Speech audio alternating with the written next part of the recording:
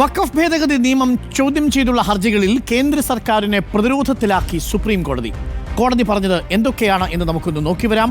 ഇന്ന് സുപ്രീം കോടതിയിൽ നടന്ന വിശദമായ വാദത്തിനൊടുവിൽ സുപ്രീം കോടതി എത്തിയ തീർപ്പിൽ എന്തൊക്കെയായിരുന്നു?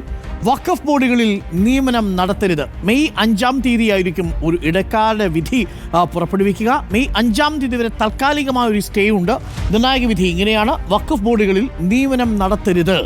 വഖഫ് സ്വത്തുക്കളിൽ തൽസ്ഥിതി തുടരുകയും വേണം. അതായത് വഖഫ് കൗൺസിലിലും സംസ്ഥാനത്തെ വഖഫ് ബോർഡുകളിലും മുസ്ലിങ്ങളല്ലാത്തവരെ നിയമിച്ചുകൊണ്ടുള്ള നിയമനം നടത്തരുത് എന്ന് തന്നെയാണ് ചീഫ് ജസ്റ്റിസ് ഓഫ് ഇന്ത്യ പറഞ്ഞത്.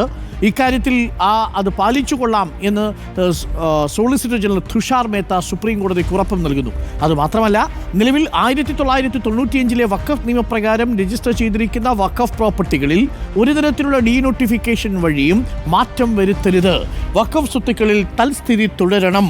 വഖഫായതോ വഖഫായി ഉപയോഗിക്കുന്നതോ ആയ സ്വത്തുക്കളിൽ മാറ്റം വരുത്തുന്നതിനും വിലക്കുണ്ട്. വഖഫ് ബൈ യൂസർ അഥവാ ഉപയോഗത്താലുള്ള വഖഫ്, ആ അർത്ഥത്തിലും വരുന്ന പ്രോപ്പർട്ടിയുടെ കാര്യത്തിലും ഡീനോട്ടിഫിക്കേഷൻ അരുത്. എന്ന് പറഞ്ഞാൽ മെയ് മാസം 5-ാം തീയതി വരെ നിലവിൽ ഈ നിയമ ഭേദഗതി അനുസരിച്ച് ഒരു വഖഫ് പ്രോപ്പർട്ടിയും വഖഫ് പ്രോപ്പർട്ടി അല്ല എന്ന് പ്രഖ്യാപിക്കാൻ കേന്ദ്ര സർക്കാരിന് കഴിയില്ല. കേന്ദ്ര വഖഫ് കൗൺസിലിൽ ഒരു പുതിയ അംഗത്തെ പോലും നിയമിക്കാനും കേന്ദ്ര സർക്കാരിന് കഴിയില്ല എന്നർത്ഥം.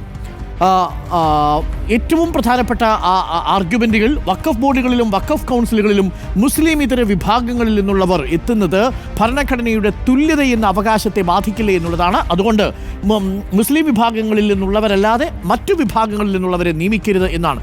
എക്സ് ഒഫിഷ്യോ അംഗങ്ങളായി മുസ്ലിം ഇതര വിഭാഗത്തിൽപ്പെട്ടവർക്ക് തുടരാം. അതിലൊന്ന് കിരൺ റിജിജുവാണ്, ന്യൂനപക്ഷ ക്ഷേമകാര്യ വകുപ്പ് മന്ത്രി. മറ്റൊന്ന് ഒരു ജോയിന്റ് സെക്രട്ടറിയാണ്, വഖഫിന്റെ ചുമതലയുള്ള ഒരു ജോയിന്റ് സെക്രട്ടറി. സ്വത്ത് തീരുമാനങ്ങളിൽ ജില്ലാ കളക്ടർമാർ തുടർ നടപടി എടുക്കരുത് എന്നും ഈ വിധിയിൽ പറയുന്നു എന്നുള്ളതാണ് ഏറ്റവും പ്രധാനപ്പെട്ട കാര്യം.